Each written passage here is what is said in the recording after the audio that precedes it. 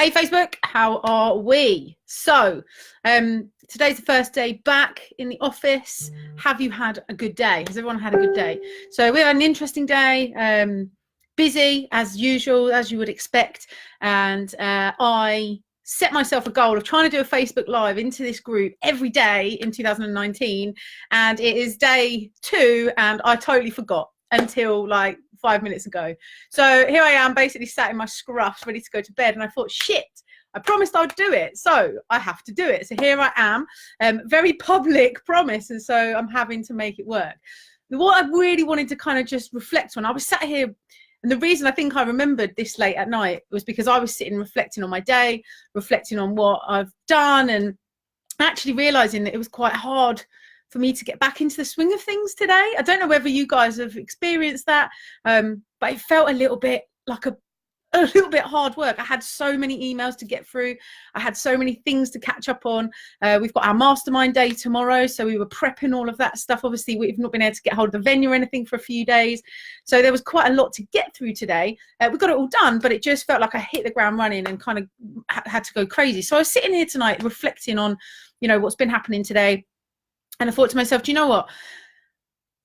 Forgetting stuff and getting caught up in the churn is probably quite a common situation for most of you, because you've probably got loads of different things going on at any one time. You know, you're focused on different targets, different activities, viewings, offers, all these different things. And so I thought I'd just maybe give a bit of a tip on things that you can do right now to help you get back into the swing of things after the Christmas period, and things that I'm going to implement myself, and I've sat and done this actually today. So the first one is to plan tomorrow tonight. So if you haven't done it yet, for you to make sure that you get the very best out of tomorrow, one of the things that I find really helps me is if I sit and think about what I want to achieve tonight, rather than waiting until tomorrow morning and then being really reactive in terms of what happens. You know, sometimes I'll open my phone in the morning and I'll have an email that I wasn't expecting and it completely throws my day out. So instead, what you can do is if you plan your minimum expectations that you've got for tomorrow tonight, then you wake up and you can just kind of get on with it without having to think, what am I doing today? What is the plan? Where am I going to? So some of the ways that I do that, one, I'll write a to-do list or a not to-do list. Sometimes on my not to-do list is don't just scroll through Facebook for hours wasting time. You know, those sorts of things can be on there. But the to-do list really needs to be the things that you have to do, the actions you have to take to actually progress towards your goal, whatever it is. So it shouldn't necessarily be my goal is, so for example, I don't know, 5 offers out. It needs to be the things you need to plan are what are the steps you need to take to get to 5 offers out. Does that make sense? So if you sit and plan that tonight, you're more likely to be able to hit the ground running tomorrow morning, to be able to just start working towards your goal sooner, rather than letting the day kind of take over and you get to the end of the day and you've forgotten everything, or you've not achieved what you set out to achieve.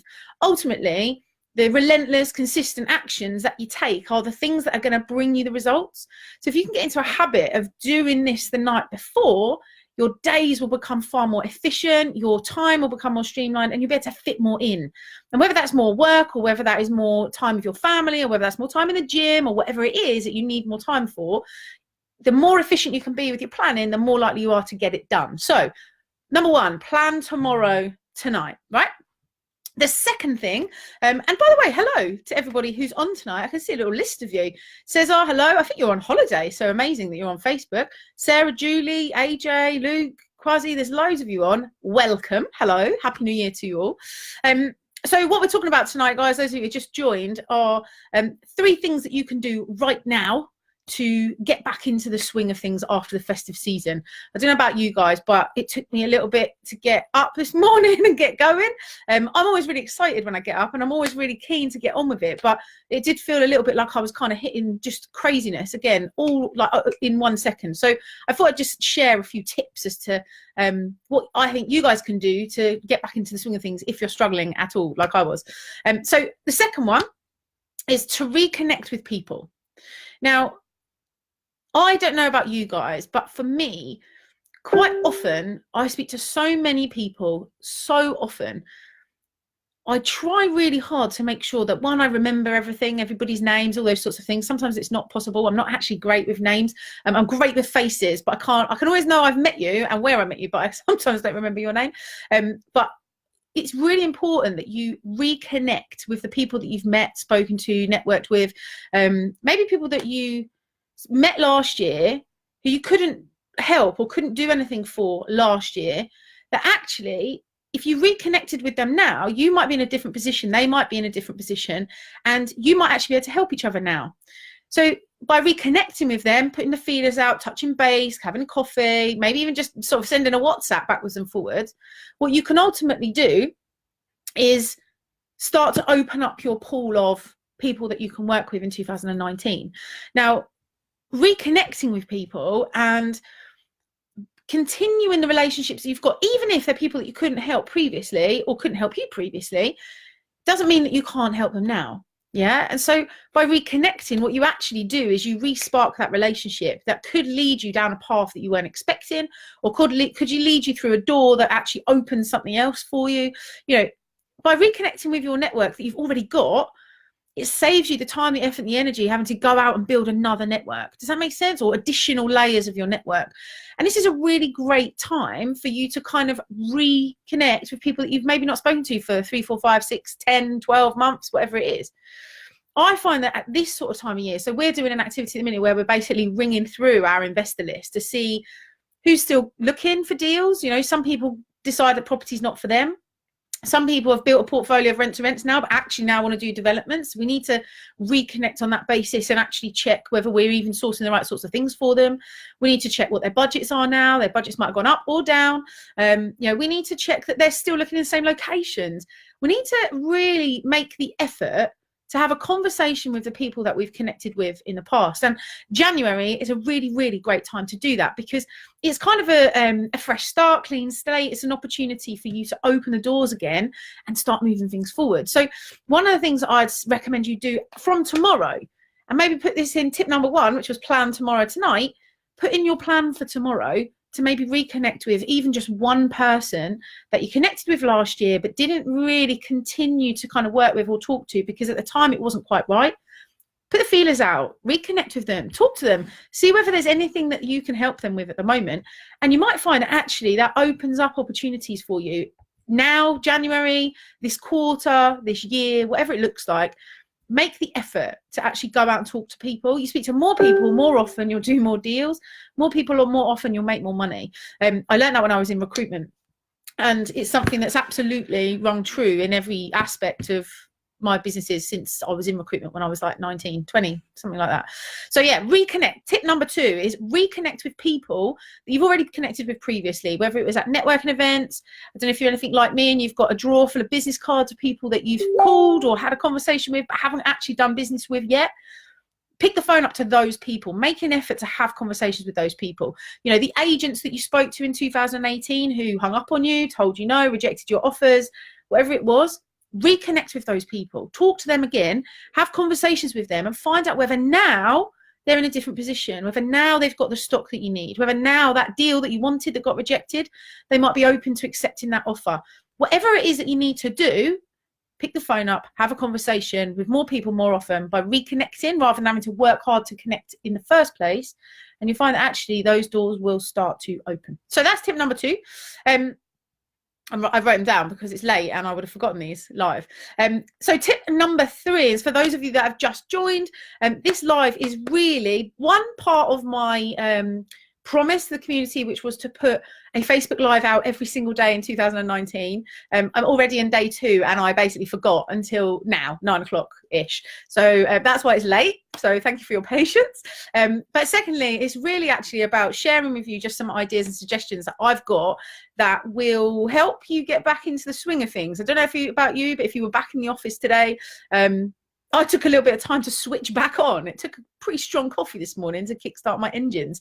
And so I thought I'd just share some thoughts on how, if you are struggling with that stuff, you could make the most out of tomorrow in a slightly different way. So the third one that I wanted to share with you is reflection.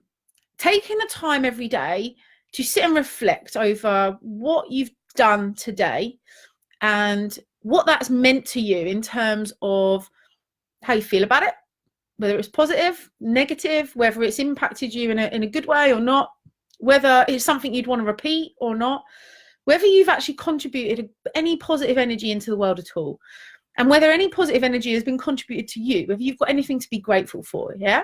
And I'm not talking about necessarily the big things. I'm not talking about things like, oh, I've made loads of money today, or I bought a new car today, or those sorts of things. I'm talking about just the basic stuff in life that we should just be quite grateful for. The fact that coffee exists is one of my reflexive points that I'm always very grateful for that. For the next few months, normally I'm grateful for wine, but actually I'm not drinking for a period of time while I train for my marathon. So it won't be wine for a little while. It'll be coffee for a long time. But in all seriousness, reflect on what's been. As I sit here and think about what's happened today, there's been some good stuff, there's been some bad stuff, there's been some honesty and conversations that have been had. There's some realizations that I've had about some stuff that's been going on in business that I needed to fix. I've absolutely had an opportunity this evening to sit and really think about that while I've got kind of a quiet 10 minutes. And I don't know about you guys, but I find it quite therapeutic, I guess, to get things out of my head and down on paper. It means I can close the loop in my head. I don't know if anyone's read, I think it's 4 Hour Work Week, where Tim Ferriss talks about loops and open loops. If you haven't read that book, you should. But he talks about being able to close a loop in your head, because open loops in your head of things you needed to do or think about always open up when you're in the worst possible place, like when you're driving and you can't write it down, or you're in the queue in the bank and you can't do anything about it because you've got no battery in your phone. And then because you've thought about that loop, that thing you needed to do, but you haven't closed the loop, ultimately you end up forgetting about it for days. And that's basically the concept of open loops. So for me, I have open loops all the time of all the different millions of things that I'm thinking about all the time. And so I find it quite helpful, quite powerful, quite useful and therapeutic to just write this stuff down. And I will share a link in the comments to the journal that I use in my business. It's a journal that my team and I, Kelly and myself, and we worked on over last year to actually structure a journal that worked for us running a property business. And so I use my own journal, if that makes sense, but I'll stick a link in, so it might be helpful for you guys if you wanted to get a copy. But in it, there's a section that talks about reflection and talks about what you're grateful for, what your big wins were, what your learnings were for the day. And for me, as I sit here, the first day back after Christmas and New Year, having not eaten any food compared to what I've eaten over Christmas, so I'm sitting quite hungry. I'm back on my healthy kick now, and I'm thinking to myself, do you know what? It's been a good day. I've learned a lot today. I've learned a lot about myself today. I've learned a lot about my team today. There's been lots of really positive things that have happened in the business that are going to be able to push us forward. Now, it's only when I sit at the end of the day and reflect on what's been that I can really get to grips with some of that. Sometimes when you are in the thick of it, and someone doesn't answer the phone or your offer gets rejected. I had an offer rejected today as well on a development. He's kicked back my offer. I made 3 different offers on the same site and he's binned all of them off. So I'm a bit pissed off about that, but it's part of what it is. And now my job is to go back and kind of think about how we can make it more of a suitable solution for that guy, so that he does accept my offer. But we're working on it. So when I was in that place today and offer got rejected, I was pissed off. I was like, oh, I wanted that deal, and I really do want this deal. It's a really, really good deal. But actually now I've had time to think about it and reflect on it, and I've stuck it in the journal and I've really processed it. I can see that that's not necessarily a terrible thing. It just means I've got a little bit more work to do to try and figure it out. And sometimes when you give yourself the time to really think about what's been, that's when you can, once you've processed it, you can really make sense of it. And rather than reacting emotionally in the moment, in the heat of the moment, and making kind of, I could have got really grumpy about that deal today, but instead I didn't. And now I'm just feel quite positive about it. I'm just thinking of ideas and solutions to be able to go back to him with to kind of re-offer on it. So the third tip really is about taking the time to write in a journal or journal in some way what your wins have been in the day, what's been good, what's been bad. That way I find that, one, I can download what's in my head and I sleep better, because that's always a good thing. But also what tends to happen is if I can recognize that there are things I could have improved or done better or done differently, I can try to then take the steps that I need to make sure I don't do those things again. You know, nobody's perfect. I make mistakes all the time in my business, sometimes with the people in my business, sometimes with the clients. You know, nobody's perfect.